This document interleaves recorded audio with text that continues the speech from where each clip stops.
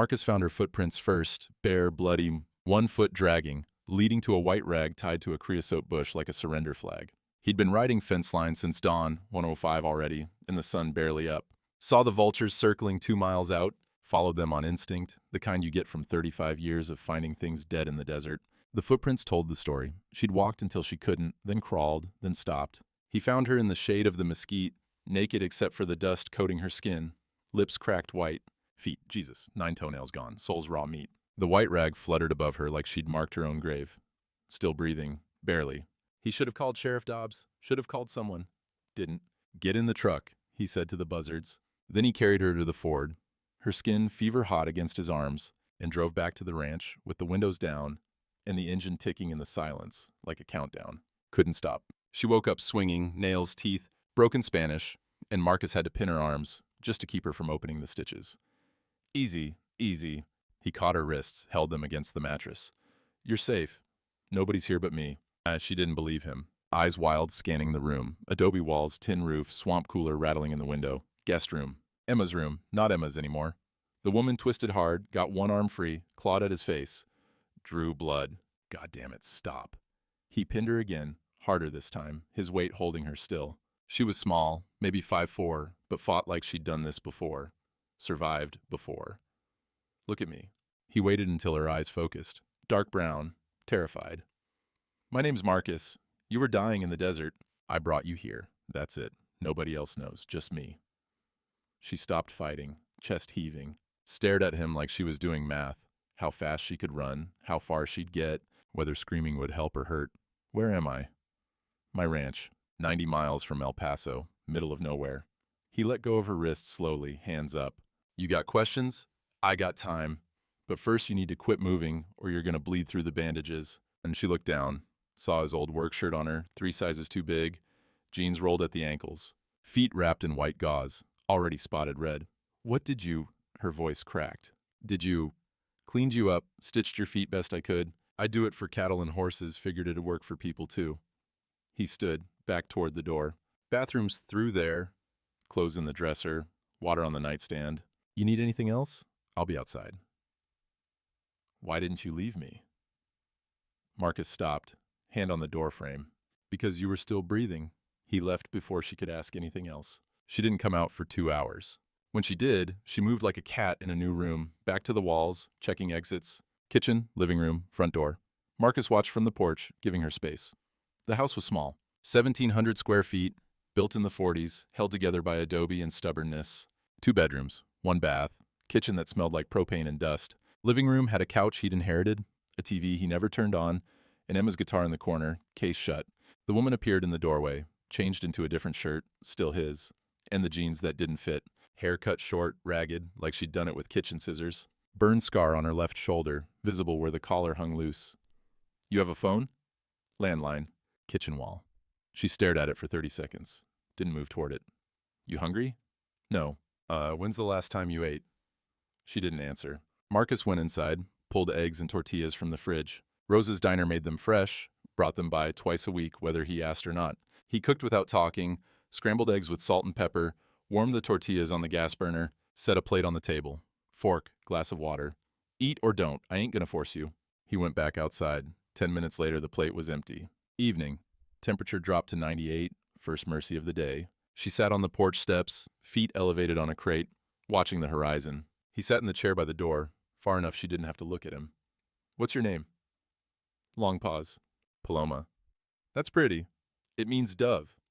Her English was perfect, no accent, educated. It's supposed to mean peace. Stupid, right? Marcus didn't argue. How long was I out there? Don't know. Could have been days. Could have been a week. You were pretty far gone when I found you. She touched her feet through the bandages, winced. 9 toenails, Marcus said. They'll grow back. Might take a year. A year. She laughed, but it wasn't funny. I won't be here a year. Where are you headed? Albuquerque. I have a cousin.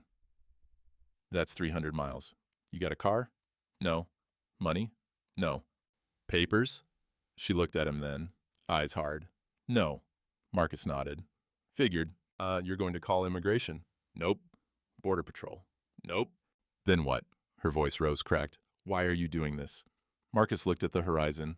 where the land met the sky, and neither gave an inch. Dust hung in the air, turning the sunset orange and red, colors he used to think were pretty before they started reminding him of blood. Because I didn't last time. He stood, went inside, left her with a question she couldn't ask. She was still on the porch when he brought out the white rag. He'd washed it.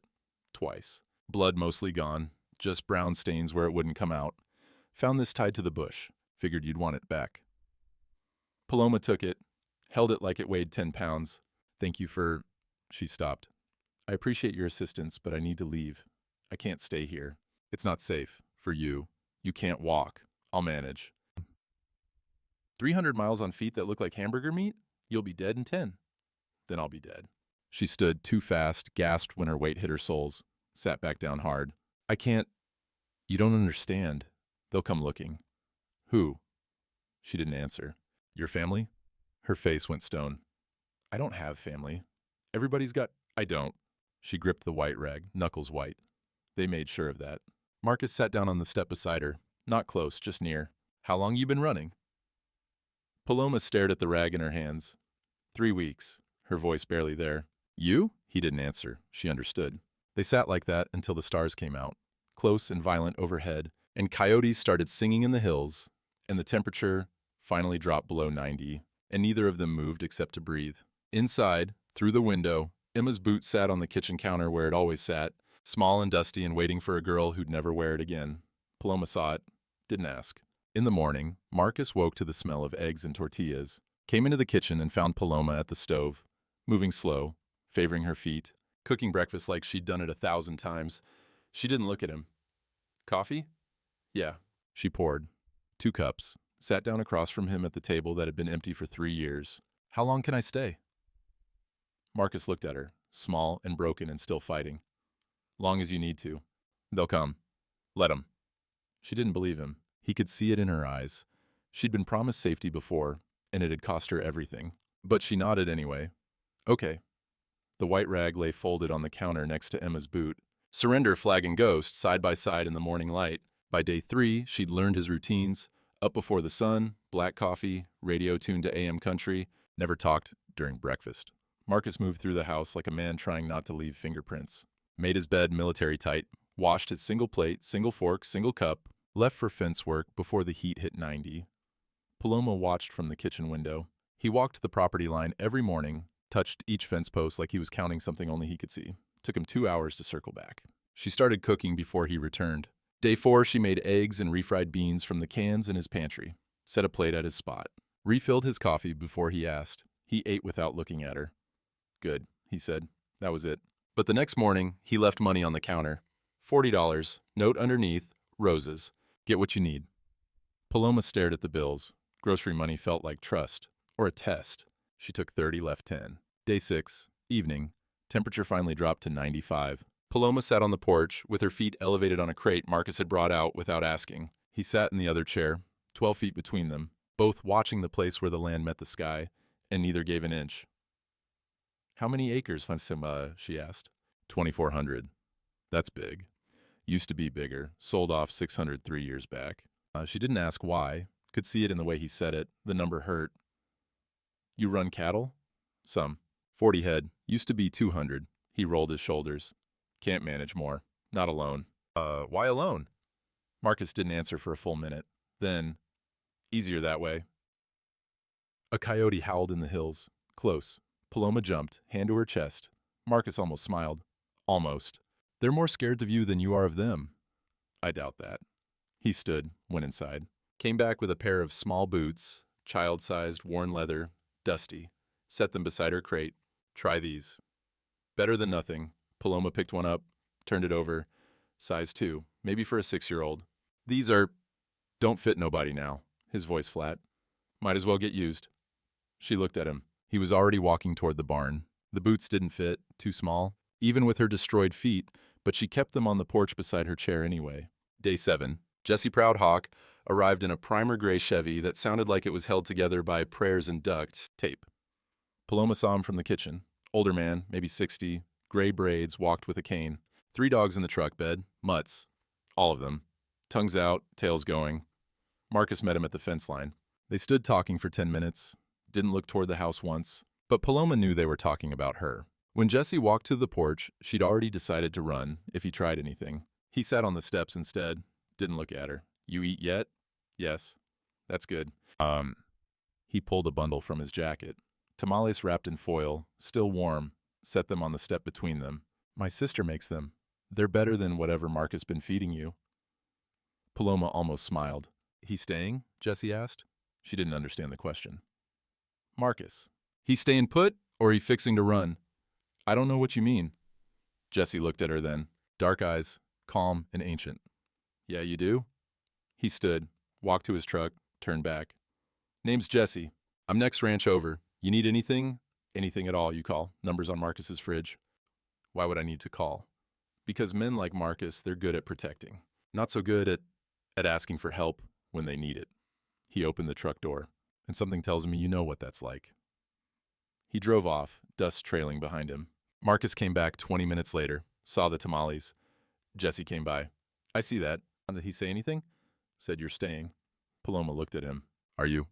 Marcus picked up the tamales, went inside, didn't answer. Night. Paloma woke to headlights on the county road, distant, maybe 2 miles out, but moving slow, searching. She was at the window before she was fully awake, heart hammering, black truck. Too far to see the plates, but she knew, felt it in her bones. Marcus was already on the porch, shotgun across his lap, not pointing at anything, just there. The truck passed, didn't turn in, kept going toward town. Paloma came outside in bare feet, wrapped in a blanket. Nobody knows you're here, Marcus said. They always know. How? Because they're family. She said it like a curse. They don't stop looking. Not ever. Marcus was quiet. Then, they come here, I'll handle it. You can't handle them. That's so? You don't understand. These aren't... She stopped. Couldn't say it. Cartel. If she said it out loud, he'd put her in his truck and drive her to the sheriff himself. They're not normal people. Nobody out here is normal people. She almost laughed. Didn't. If they come, I'll leave. I won't let them hurt you. Nobody's leaving. Marcus. I said nobody's leaving. He stood. Get some sleep. They come back, I'll wake you. He checked the fence line at midnight. Paloma watched his flashlight beam cutting through the dark, steady and methodical, touching every post like it was a rosary. She prayed in Spanish. Whispered words she'd learned from her grandmother before the family took her north and taught her that love was transaction and mercy was weakness. Dios te salve Maria. The rosary beads were gone, left in the desert with everything else. But her fingers remembered the count. Marcus came back an hour later, didn't go to bed, sat on the porch until dawn, shotgun across his knees, watching the road. Paloma watched him from the window. 2 people running from ghosts, neither sleeping, both waiting for the dust to rise. She told him about the books she'd read, Anatomy, Neruda, the Bible in Spanish, and he realized she wasn't just smart. She was the kind of smart that shouldn't be out here bleeding. Week 1 ending. Paloma could walk short distances now. 20 yards before the pain turned white hot, Marcus found her at the fence line one morning, touching the posts like he did. Why do you touch them? He stopped, hadn't realized she'd been watching. Make sure they're still standing. They look fine to me. Yeah, well. He moved past her, hand to the next post. Can't be too sure. She followed him for 3 posts, stopped when her feet screamed. Your fence is good, she said. You check it every day. It's not the fence you were worried about. Marcus kept walking. That afternoon, Jesse came back. Brought sandwiches from Rose's diner, sat on the porch while Marcus worked the windmill. He always like this? Paloma asked. Like what? Alone, checking things, moving like the world might disappear if he stops. Jesse was quiet for a long time. 3 years now. Since what? Jesse looked at the small boots still sitting on the porch. Since he started paying library fines for books that ain't never coming back. Paloma followed his gaze, felt something cold drop through her chest. The boots. Her name was Emma. Jesse stood, joints cracking. And that's all I'm saying. Rest is his to tell or not tell. He left her with the weight of it. Evening. Temperature dropped to 98 degrees, first time below 100 in 9 days. Felt like mercy. Marcus brought out 2 beers, sweating bottles, labels peeling. Set one beside Paloma's chair without asking if she drank. She did. They sat in silence for 20 minutes. Horizon going purple-orange, heat lightning flickering in the distance, no rain coming. I was pre-med, Paloma said. 2 years at UT El Paso, 3.8 GPA, wanted to be a surgeon. Marcus took a drink, waited. My family pulled me out, said they needed me for the business. Family business, she said it like swallowing glass. Distribution, produce, they said. Trucks going north, coming back empty, making runs to Juarez, El Paso, Albuquerque. Produce. That's what they called it. Marcus understood what she wasn't saying. They wanted me to marry someone, a partner. Guy I'd never met, twice my age, owned half the warehouses between here and Santa Fe. Her voice went flat. I said no. So they left you in the desert? My mother did. My brothers watched. She took a long drink. She said I chose it. Said I was choosing myself over family, so the desert could have me. That's not family. I know what it is. She turned the bottle in her hands. But there's still my blood, and blood doesn't quit. Marcus stared at the horizon, at the place where the land met the sky, and neither gave an inch, and nothing changed no matter how long you looked at it. How long you been running? He asked. Paloma looked at him. 3 weeks since the desert. 5 years since I felt like a person. She paused. You? Marcus didn't answer. The boots on the porch, she said quietly. The library fines. The way you check the fence like you're counting sins. How long you been running from her? 3 years. What happened? I wasn't there. His jaw worked. That's what happened. She wanted to ask more. Could see it was a door locked from the inside, and pressing would break whatever fragile thing they'd built. I'm sorry, she said. Don't be. He stood. Being sorry don't bring nobody back. Night. Day 8 turning into day 9. Paloma helped him with dinner. Canned chili, cornbread from a box, nothing fancy. They ate at the small table that used to seat 1 and now seated 2. My brothers will look for me, she said. Ernesto especially. He's the oldest. He thinks he's protecting me by controlling me. He ain't protecting you. He's owning you. As to him, it's the same thing. She pushed chili around her bowl. If they come here, they come. I'll talk to them. You don't understand. They don't talk. They negotiate. They threaten. She stopped. Couldn't say kill. You can't handle them. Maybe not. Marcus met her eyes. But blood don't make you kin. She stared at him. What? Blood don't make you kin.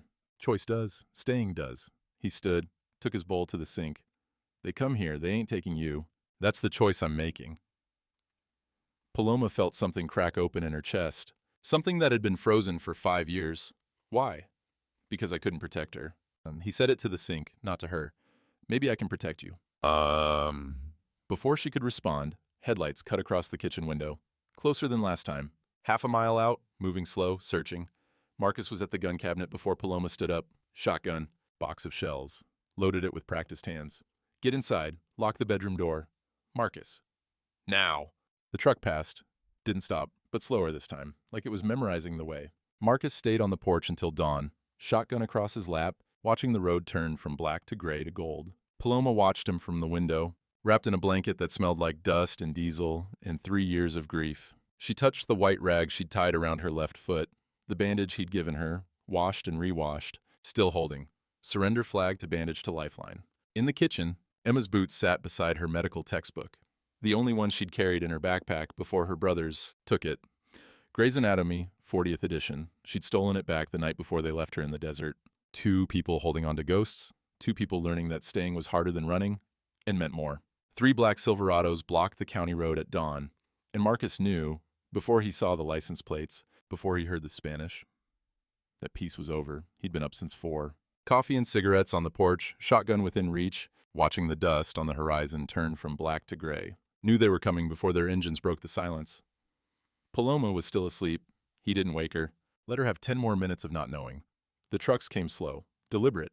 Formed a line across County Road 19, where it met his property, blocking the only way out. 6 men total. Maybe more, in the truck beds. One walked ahead of the others. Tall, early 30s. Good-looking in a way that cost money. Haircut, boots, the kind of jeans that didn't come from Walmart.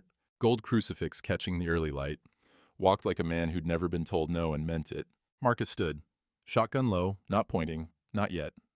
The man stopped at the fence line, 20 feet out. Hands visible. Smiled like they were old friends. Buenos dias, hermano. Marcus said nothing. My name is Ernesto Reyes. Perfect English, barely an accent. I think you have something that belongs to me. Nothing here belongs to you. My sister. Ernesto's smile didn't change. Paloma, I know she's here. We've been looking for 3 weeks and... He gestured to the house, the barn, the empty land. This is the only place for 40 miles she could have survived. Behind Marcus, the screen door opened. Paloma in the doorway, his shirt hanging to her knees, feet bandaged, face white as bone. Ernesto's voice broke. Actually broke. Gracias a Dios. We thought. He took a step forward, stopped when Marcus shifted the shotgun. We thought you were dead. You left me to die. Her voice carried across the yard, cold, flat. No, no, no, no. Ernesto shook his head. We waited. 3 days at the drop point. When you didn't come back, you put me there. 40 miles into nothing. No water, no clothes. Mama said I chose it. She was angry. We were all angry, but we came back. Ernesto's hands spread. Every day for a week. You were gone. We thought the desert took you, or, he looked at Marcus, or someone else did. I found her half dead in the scrub, Marcus said. Brought her here, that's all. And I thank you for that, truly. Ernesto reached into his jacket, slow, showing the movement, pulled out a roll of bills. 20,000 for your trouble, for keeping her safe, for your silence. He set the money on the fence post. Marcus looked at it, looked at Ernesto. She's not for sale. No, no, hermano, you misunderstand. This isn't buying. This is gratitude. You saved my sister's life. Ernesto's smile returned. But now she needs to come home, where she's safe, where her family can protect her. She says you're the ones she needs protection from. The smile died. You don't understand our culture, Ernesto said quietly. Our family. What we've built, what we've survived. Paloma made a choice that would have destroyed everything. Cost us partners, territory, respect. You understand respect? I understand leaving someone to die. That's not... Ernesto stopped, breathed. She's my sister, my blood. I love her. We all love her. But love has rules. Family has structure. You take care of your own, but they have to respect the family. That's how it works. That's how we survive. No, by stripping her naked and leaving her for the buzzards? Ernesto's jaw tightened. That was Mama's decision, not mine. I argued. He looked at Paloma. I'm sorry. I should have stopped it. I should have protected you better. But I'm here now, to bring you home, to make this right. I'm not going. But Paloma, I'm not going back. She stepped onto the porch, barefoot on the hot wood, bandages coming loose. You want to make it right? Leave. Pretend you never found me. Tell Mama and Tio and everyone else I died in the desert like they wanted. They don't want you dead. Mama is sick. She's been sick since you left. She cries every night. She watched them strip me, watched them drive away, told me I chose it. Paloma's voice shook. So yeah, I chose it. I chose him, this place, over you. Ernesto stared at her. Something flickered across his face. Pain, real pain, just for a second, then hardened into something else. He turned to Marcus. How long you had her? 9 days. And you didn't call the sheriff? Border Patrol? Nobody? Nope. Why not? Marcus didn't answer. Ernesto smiled. Not friendly this time. Because you know what she is, what we are. And you figured maybe you could use that, maybe get paid, maybe... He picked up the cash. Maybe 20,000 isn't enough. How much you want? I want you to leave. 50,000. Leave. 100 cash today. Marcus raised the shotgun, not pointing at Ernesto, just up, just present. You hard of hearing? Get off my land. Ernesto's men moved, hands to belts, to jackets. Ernesto raised a hand. They stopped. You're making a mistake, hermano. Wouldn't be my first. Dust on the road. Another vehicle coming. White Crown Victoria, light bar on top, sheriff's cruiser. Sheriff Clayton Dobbs pulled up slow, got out slower. Korean War vet, 51 years old. Walked like his knees knew every cold morning for the past 30 years. Morning, Marcus. Sheriff. Dobbs looked at the 3 trucks, the 6 men. Ernesto standing in the middle like a general. We got a problem here? No, sir, Ernesto said. Just a family matter? My sister ran away? This man was kind enough to take her in. We're here to bring her home. Dobbs looked at Paloma, looked at Marcus. That how you see it, Marcus? I see a woman who's staying where she wants to stay. She legal? Marcus held his eyes. She's a person. That legal enough? Long silence. Dobbs worked his jaw, chewing on something that wasn't tobacco.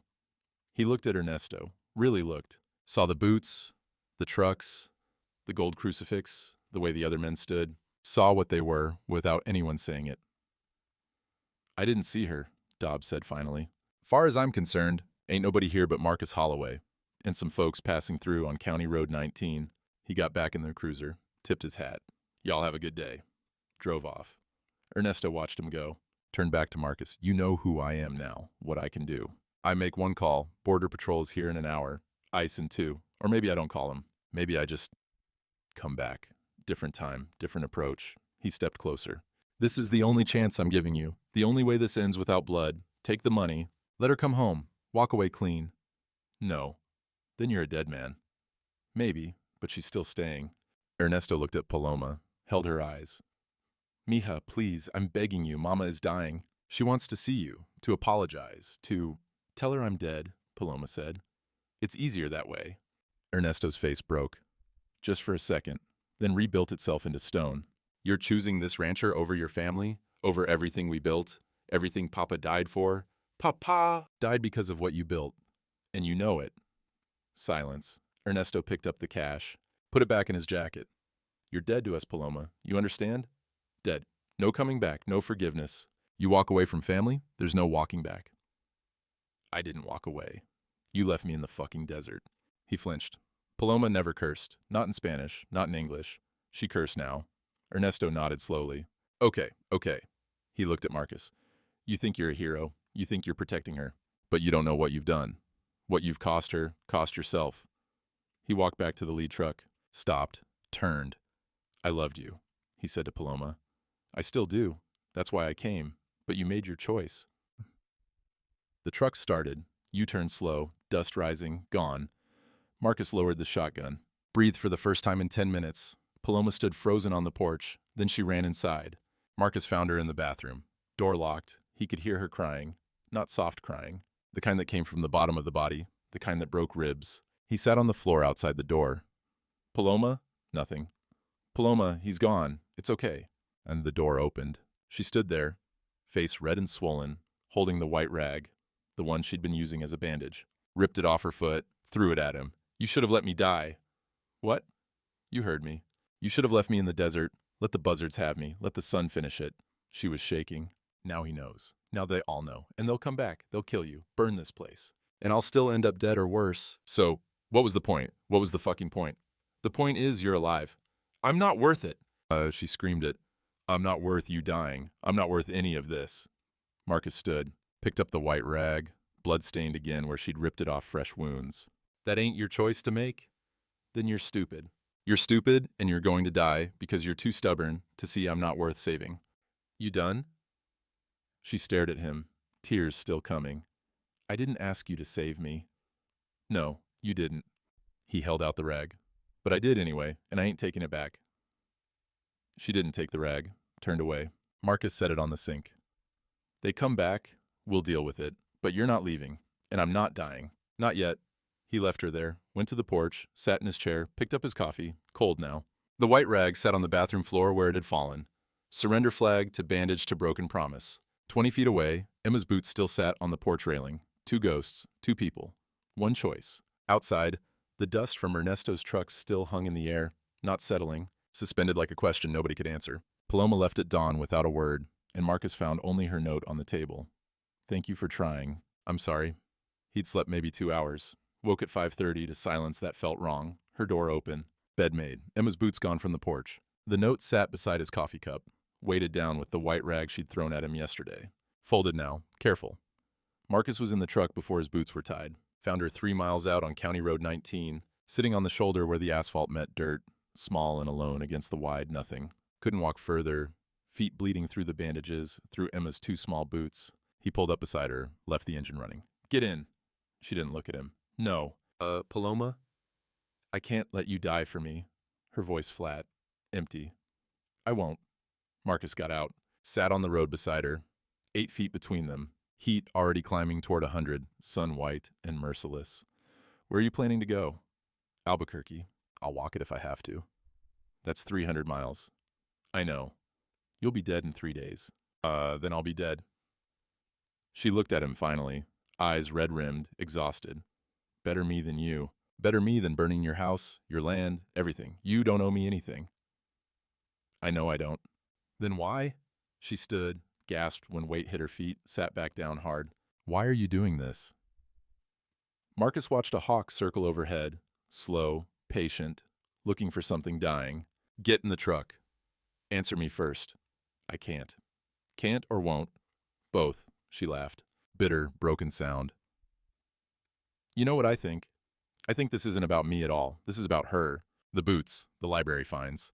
The way you check those fence posts like you're counting sins. She wiped her face. You couldn't save her, so you're trying to save me. But I'm not her. I'm not your second chance. I'm just some girl you found half dead, and keeping me alive won't bring her back. Marcus stood. Didn't argue because she was right. Mostly right. Get in the truck, Paloma. No. Please. And that word, please, stopped her. He never said please. Never asked. Just did. She got in. 5-mile drive back. Neither spoke. Radio off. Just engine noise and wind through the windows, and the silence between people who'd said too much and not enough. Jesse's truck was in the driveway when they pulled up. He sat on the porch, 2 cups of coffee going cold. Didn't ask where they'd been. Could see it in the dust on Paloma's clothes, the blood on her feet, the way Marcus wouldn't look at either of them. They'll come back, Jesse said. I know. Sheriff can't help you. Not against what they are. I know. So what are you going to do? Marcus didn't answer. Went inside. Screen door slapping shut behind him. Paloma sat on the steps, pulled off Emma's boots. Feet worse than yesterday. 3 stitches torn. Toenails bleeding again. You love him? Jesse asked. She looked up, startled. What? Simple question. I barely know him. That ain't what I asked. Paloma stared at her ruined feet. I don't know. Yeah, you do. Jesse stood, joints popping. Question is whether you're gonna run before you admit it or stay and see what happens. He left. 2 cups of cold coffee on the porch. 2 people in a house that used to hold one. 2 ways forward and both of them bloody. Afternoon, temperature hit 112, Jesse gone. Paloma inside washing her feet. Rewrapping them with gauze, Marcus left on the bathroom counter without speaking. Marcus stood in the barn, holding Emma's boot, the small one, size 2, brown leather, worn soft, laces frayed, sole separating from the upper. She'd needed new boots that summer. He'd kept saying he'd take her to town, kept putting it off. Then she was dead, and the boots didn't matter anymore, except they were all that mattered. 3 years. 3 years of keeping them on the porch, on the kitchen counter, in his truck, moving them room to room, like if he kept them close enough, she wouldn't be so far away. Jesse was right. He'd been running 3 years, checking fences, not because they needed checking, but because movement kept the memories from catching up. Didn't work anymore. The heat pressed down. 117 degrees in the barn. Same temperature it had been that day. 3 years ago, June. Emma, 6 years old, gap-toothed, fearless. She'd begged to learn to drive. Ranch roads only, just circles in the dirt. Please, Daddy. I'm big enough. I can reach the pedals if I sit on my knees. He'd been drinking, not drunk. Just enough to make bad choices feel like reasonable ones. Put her in the driver's seat, passenger side himself, showed her the pedals, the wheel, windows up, AC cranking, because 117 outside, and she was just a baby, really. Couldn't handle heat like he could. She drove. Slow circles, laughing. Jesus, she was laughing. He closed his eyes, just for a minute, woke to silence. AC off, engine off, air thick and hot and unbreathable. Emma in the driver's seat, slumped forward, little hand still on the wheel. He tried to wake her, shook her, breathed into her mouth the way they taught in high school health class 15 years ago. When he hadn't been paying attention, she'd been dead maybe 10 minutes. Heat stroke, 6 years old, because the AC died, and he'd been too drunk to wake when she needed him. He'd promised her. Promised her he'd stop drinking. She trusted him. She trusted him, and he killed her. Present, Marcus on his knees in the barn, boot in his hands, 117 degrees, and he couldn't breathe. Couldn't breathe, just like she couldn't breathe. He dug with his hands, no shovel, just hands in the dirt floor of the barn, making a hole 2 feet deep, good soil that would hold. Placed the boot inside, covered it. No words, no prayer, just dirt and silence, and the sound of his breathing, and hers not breathing, and 3 years of carrying something he should have buried the day after they put her in the ground. Jesse's nephew found him an hour later, still kneeling, still staring at the dirt. Mr. Holloway? Marcus looked up. Teenager, maybe 16. Jesse must have sent him. Yeah. You okay? No. The kid left. Night. Temperature dropped to 109. No relief. Paloma found Marcus at the fence line. Not checking posts this time, just standing, staring at nothing. She sat in the dirt beside him. Didn't speak for 10 minutes. Then, her name was Emma. Marcus nodded. Jesse told me. About the library finds. She liked books, dinosaurs mostly. Checked out the same 3 books every 2 weeks for 6 months. His voice rough, unused. They're still checked out. $8.47 in fines. I pay $40 a month. Figured I owe at least that. How old? 6. Silence. Coyotes howling in the distance. Stars violent overhead. What happened? Marcus breathed. Long, slow, like pulling glass from a wound. I was teaching her to drive. Ranch roads. Just playing. Had the AC on. Windows up. He stopped. Started again. I'd been drinking, not much, enough. She wanted to keep going. I fell asleep. Paloma's hand found his. He didn't pull away. AC died. Probably the compressor. Truck's 20 years old. Should have fixed it. Kept meaning to. His throat closed. Opened. She tried to wake me. Couldn't. Heat stroke. 117 degrees outside. Probably 140 in the cab. She was dead before I opened my eyes. Well, Marcus, I promised her I'd stop drinking. She trusted me. The words hung there. 3 years of words finally out. It was an accident, Paloma said quietly. I was her father. I was supposed to protect her. Instead, He couldn't finish. Paloma squeezed his hand. They said I chose this, she whispered. The desert, the dying. My mother said I chose it when I said no to the marriage. Like I wanted to be left there, like I deserved it. Marcus looked at her. You didn't choose nothing, he said. Neither did she. Paloma cried then. Not for Emma, for herself, for the family that called love transaction and mercy weakness, for the mother who'd said you chose this while driving away from her naked daughter in a desert that killed everything soft. I'm sorry, she said, for what I said this morning, about her, about second chances. You weren't wrong. I was cruel. You were scared. Marcus stood, pulled her up. Come on, can't sleep out here.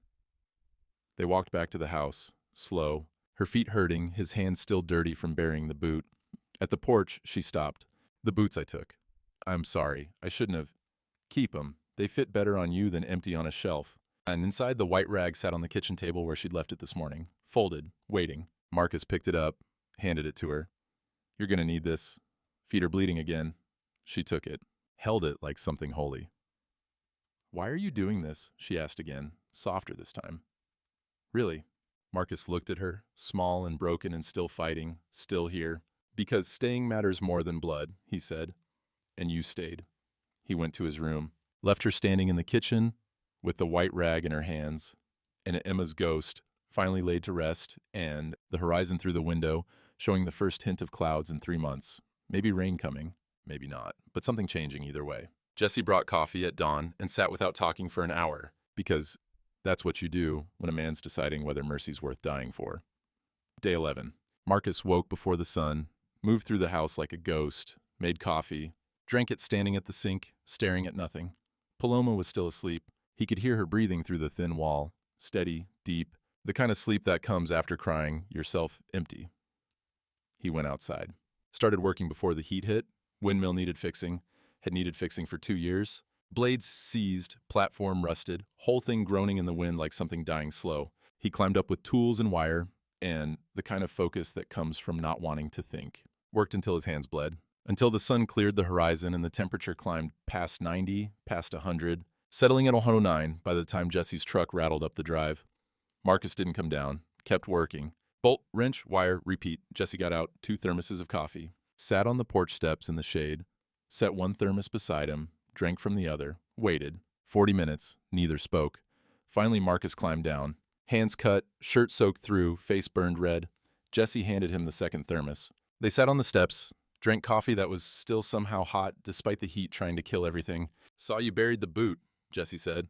Marcus nodded. That mean you're letting her go, or holding on different? Don't know yet. Dust Devil spun up across the east pasture, 50 feet tall, red dirt rising like a ghost looking for something to haunt. Your daughter would be proud you didn't walk away this time, Jesse said quietly. Marcus's hand tightened on the thermos. I ain't done nothing yet. You're still here. That's something. Still here and waiting to die. Real heroic. Dying ain't the hard part. Staying is. Jesse poured more coffee, even though Marcus's thermos was still half full. Just something to do with his hands. Sheriff came by my place this morning. Said you got options. Yeah. Paloma can testify. Federal case, cartel distribution, forced marriage, attempted murder. Sheriff says they'd give her witness protection, papers, the whole deal. She walks away clean. Your name never comes up. Marcus stared at the horizon. Heat shimmer making it look like the land was breathing. She ain't testifying. Why not? Because testifying means talking to lawyers and judges and federal agents who will ask her to relive every piece of what they did to her.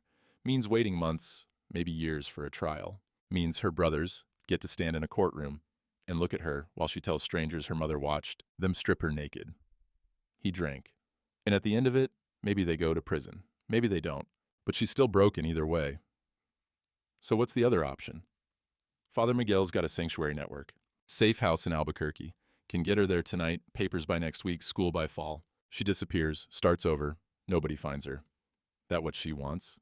Don't know, haven't asked. Why not? Marcus set down the thermos because if I ask and she says yes, she's gone. And I ain't ready for that. Jesse nodded, didn't judge, just sat. The dust devil collapsed.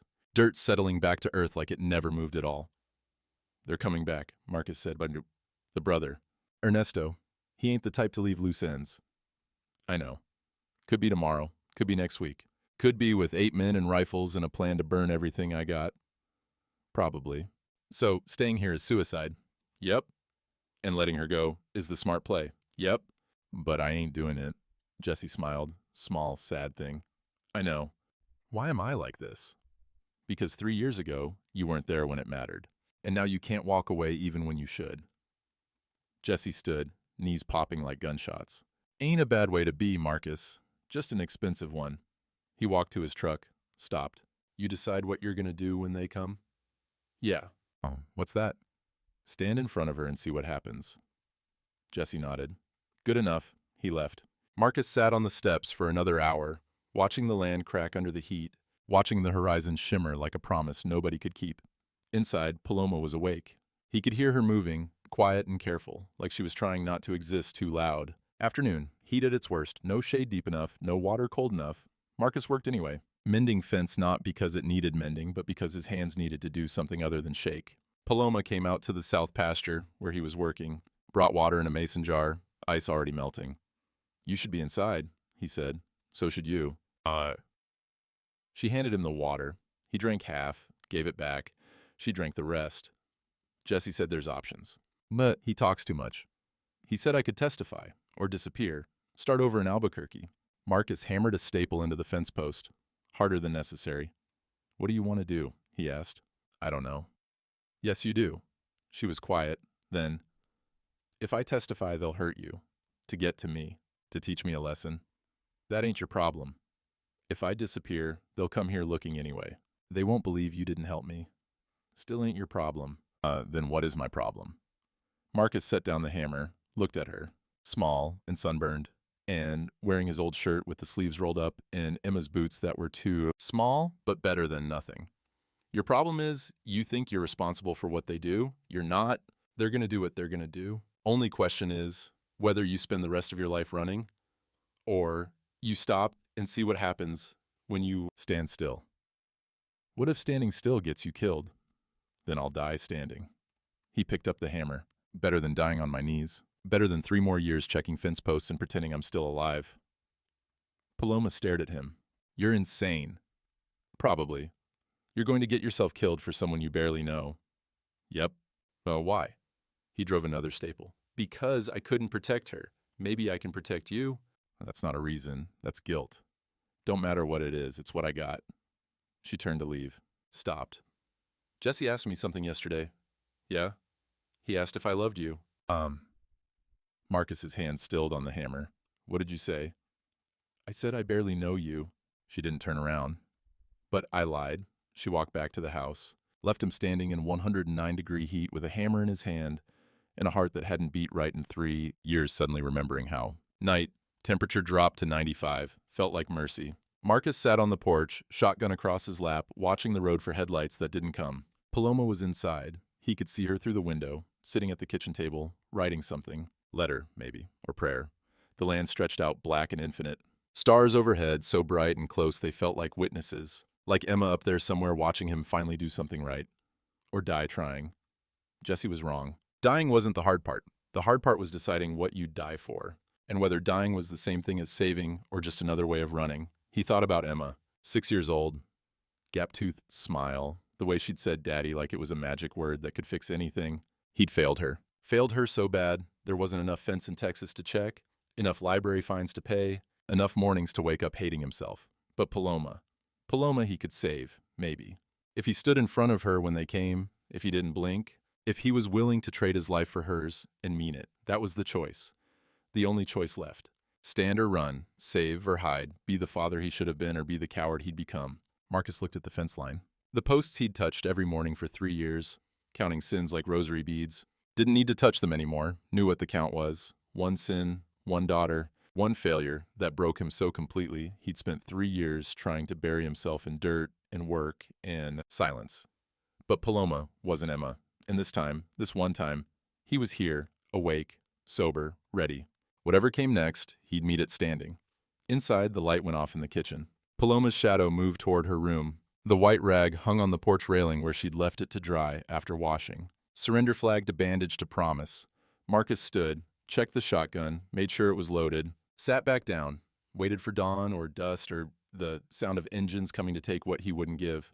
The stars wheeled overhead. The land breathed under the heat. Somewhere 2 miles west, Emma slept under 3 feet of dirt and a headstone that said beloved daughter because Marcus couldn't afford more words and couldn't find better ones. He closed his eyes, didn't pray, hadn't prayed in 3 years, and wouldn't start now just because he was scared. But if Emma was listening, if God was listening, if anybody was listening in the great empty dark, let me get this one right, just this one. That was all. That was enough. When Ernesto came back with 8 men and an ultimatum, Marcus was waiting on the porch with a shotgun and the simplest truth he'd ever known.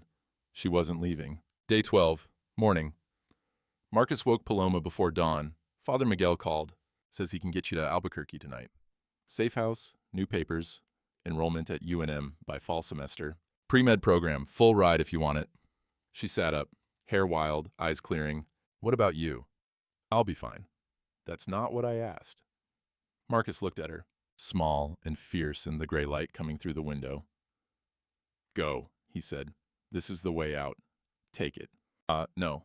Paloma, if I run, they hunt forever. If I stay, if I'm visible, they have to deal with you. With Jesse, with the sheriff, they can't just disappear me. She stood. I'm staying. That's my choice. Sheil, that's the dumbest thing I ever heard. Then we're both stupid. He almost smiled. Almost. Yeah, reckon we are. They prepared, like going to war. Marcus called Sheriff Dobbs, told him what was coming. Dobbs said he'd keep his radio on, patrol the county roads, be 5 minutes out if needed. Jesse arrived with 2 nephews, Tommy and Ray, both in their 20s, both Iraq vets, both carrying hunting rifles like they knew how to use them. Didn't ask permission, just set up on the porch, flanking the door. This ain't your fight, Marcus said. Jesse checked his rifle.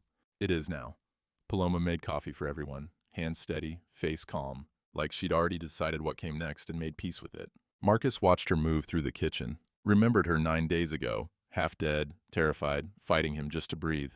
Now she poured coffee like she owned the place. Like she belonged. Maybe she did. They come, Marcus said to the room. Nobody shoots unless I say. This ain't about killing. It's about standing. Jesse nodded. Tommy and Ray nodded. Paloma set down the coffee pot. And if they don't leave? Marcus checked the shotgun. Then we find out what happens when you stop running. They came at noon, heat at 111 degrees, sun white and merciless. 4 trucks this time. 8 men, maybe more. Ernesto in the lead vehicle. Black Silverado, tinted windows, license plate from Chihuahua. The trucks formed a line across the driveway, blocking everything. Men got out slow. No weapons visible, but everyone knew they were there. Ernesto walked forward, alone, hands visible. Same expensive boots, same gold crucifix, but his face different now. Harder, colder, like he'd run out of patience for mercy. Last chance, hermano. Marcus stood, shotgun low, not pointing, not yet. Nothing's changed. Everything's changed. Ernesto pulled out a roll of bills, thicker this time. 50,000 cash, today. You take it, forget you ever saw her, we all walk away. No. 100,000. No. Ernesto's jaw tightened. I can call Border Patrol right now. ICE, DEA. Have them crawling over this place in an hour. You're harboring an undocumented immigrant. That's a federal crime. 5 years minimum. Call him. You think I'm bluffing? I think you're desperate. Ernesto's face went stone.